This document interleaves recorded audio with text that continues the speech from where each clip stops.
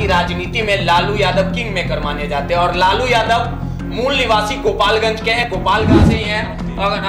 अभी अगर वर्तमान राजद की स्थिति की बात कर ली जाए तो तेजस्वी यादव राजद की बागडोर संभालने का भी काम कर रहे हैं और कि राजद में तमाम बड़े बड़े धुरंधर लोग हैं, बड़े बड़े चेहरे हैं। शिवानंद तिवारी की बात कर ली जाए या लालू यादव हो या राबड़ी देवी हो, तेजस्वी हो, तेज प्रताप हो, ये तमाम लोग आज के डेट में बात किया जाए तो राजनीति में सक्रिय है और बिहार में इनकी पैठ बोलती है। और कहीं का जब चुनाव हुआ था और महागठबंधन की ओर से जो उम्मीदवार बने थे और राजद को सींचने का काम कहीं ना कहीं अगर स्टार्टिंग पीरियड की बात कर ली जाए, जब मुख्यमंत्री लालू यादव हुआ करते थे, उस समय जो लालू यादव के जो साले थे सुभाष यादव, वहां से कई बार चुनाव लड़ने का भी काम किया, वहां के एमपी रहे हैं, विधायक भी बने, विधान पार्षद भी रहे।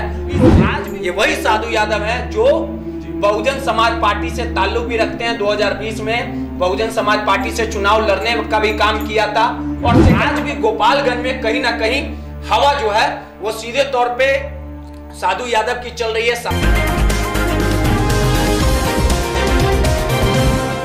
नमस्कार, NBC 24 न्यूज देख रहे हैं आप। मैं हूं आपके साथ अभिषेक। आज हमारे साथ बात करने के लिए हमारे सहयोगी रोहित हैं। रोहित से बात करेंगे गोपालगंज उपचुनाव को लेकर। रोहित, सबसे पहला सवाल रहेगा आपसे, जिस तरीके से 2000 के बाद देखा जाए तो राजद अभी तक गोपालगंज में अपना परचम नहीं लड़ा पाई है। देखा जाए तो 22 साल हो गया है और उपचुनाव होना है, क्या कुछ नहीं? देखिए, सीधे तौर पे आपको समझाना चाहेंगे अभिषेक कि बिहार की राजनीति में लालू यादव किंग मेकर माने जाते हैं और लालू यादव मूल निवासी गोपालगंज के हैं। गोपालगंज से ही राजनीति की उन्होंने शुरुआत की।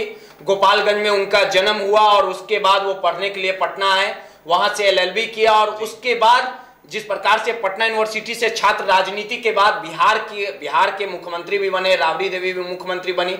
लेकिन हालिया कुछ 2 दशकों की बात कर ली जाए तो गोपालगंज से जिस प्रकार से अभी तक राजद जो है वो परचम नहीं लहरा पाया और ये सीट इसी कारण हॉट सीट है क्योंकि लालू यादव वहां के मूल निवासी हैं। और अभी अगर वर्तमान राजद की स्थिति की बात कर ली जाए तो तेजस्वी यादव राजद की बागडोर संभालने का भी काम कर रहे हैं और 2020 में बिहार विधानसभा का चुनाव भी हुआ था। राजद सबसे अधिक पार्टी विधायक भी जीतने का काम किया और सबसे बड़े पैठ की बात कर ली जाए तो जिस प्रकार से जो ये उपचुनाव होगा, सुभाष सिंह जो भाजपा के विधायक थे 2020 के बिहार विधानसभा का जो चुनाव हुआ था जिसमें उन्होंने जीत हासिल की थी और उनके निधन के बाद ये सीट अब खाली हो चुकी है। लेकिन सबसे बड़ी विडंबना है कि राजद में तमाम बड़े बड़े धुरंधर लोग हैं, बड़े बड़े चेहरे हैं। शिवानंद तिवारी की बात कर ली जाए या लालू यादव हो या राबड़ी देवी हो, तेजस्वी हो, तेज प्रताप हो, ये तमाम लोग आज के डेट में बात किया जाए तो राजनीति में सक्रिय है और बिहार में इनकी पैठ बोलती है।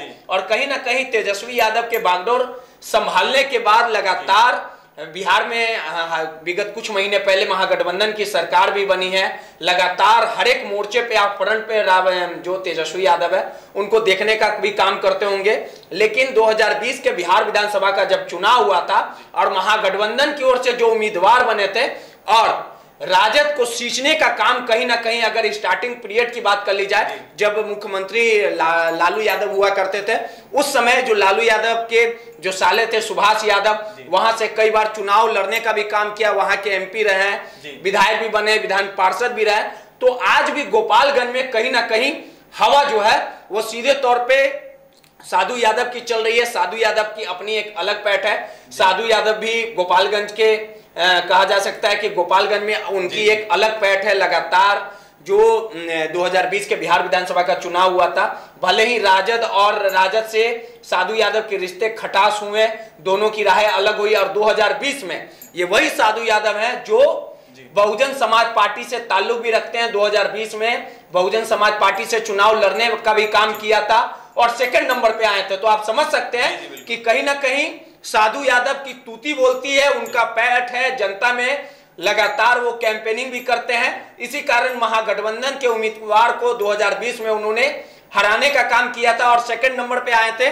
और आशंका जाहिर की जा रही है कि जब चुनाव आयोग की तरफ से जो गोपालगंज में उपचुनाव होगा और जब चुनाव की घोषणा की जाएगी तो बहुजन समाज पार्टी से साधु यादव चुनाव लड़ेंगे।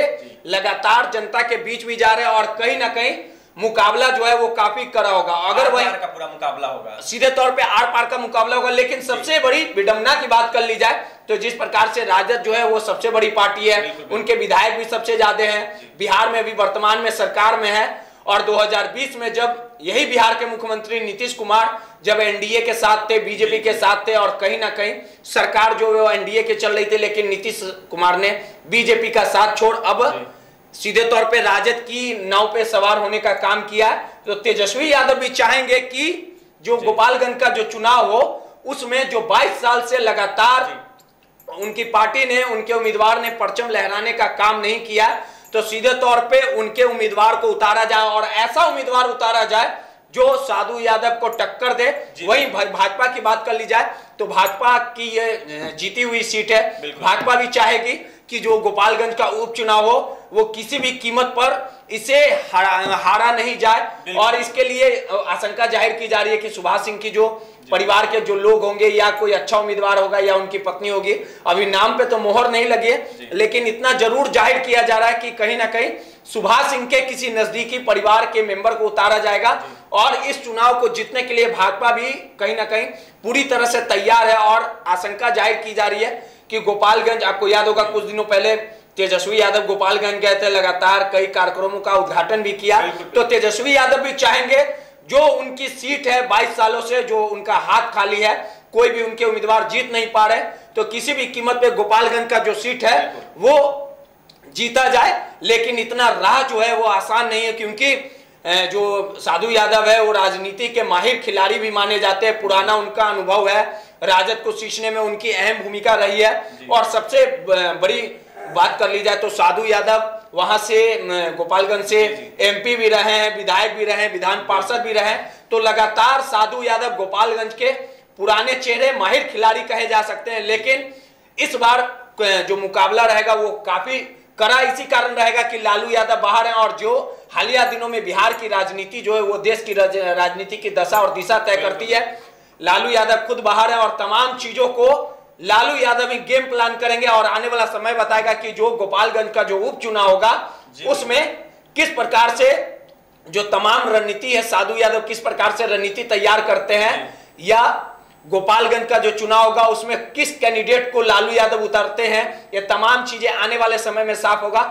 लेकिन कहा जा सकता है कि गोपालगंज में जो उपचुनाव होगा साधु यादव को राजद इग्नोर नहीं कर सकती है। जी बिल्कुल, आपने सुना, हमारे साथ रोहित थे, हमारे सहयोगी हैं। जिस तरीके से गोपालगंज में उपचुनाव होना है उसको लेकर आज हमने चर्चा की है, आर पार की लड़ाई हो रही है, और कहीं ना कहीं देखा जाए तो एक तरफ बीजेपी है तो दूसरी तरफ महागठबंधन की सरकार है, और तीसरी तरफ देखा जाए तो लालू यादव के साले जो है वो मौजूद हैं, साधु यादव पहले वहां के एमपी भी रह चुके हैं, और देखा जाए तो तेजस्वी यादव भी बीते दिनों गोपालगंज पहुंचे थे और लगातार रणनीति बन रही है। और सबसे बड़ी बात कि लालू प्रसाद यादव जेल से बाहर है, और तमाम रणनीति जो है लालू प्रसाद यादव बनाएंगे। देखने वाली बात यह होगी कि गोपालगंज पर किसकी जीत होती है। फिलहाल इस खबर में इतना ही, और भी तमाम खबरों के लिए बने रहे NBC 24 मीडिया के साथ। हमारे चैनल को सब्सक्राइब करें, पेज को लाइक करें। बहुत बहुत धन्यवाद।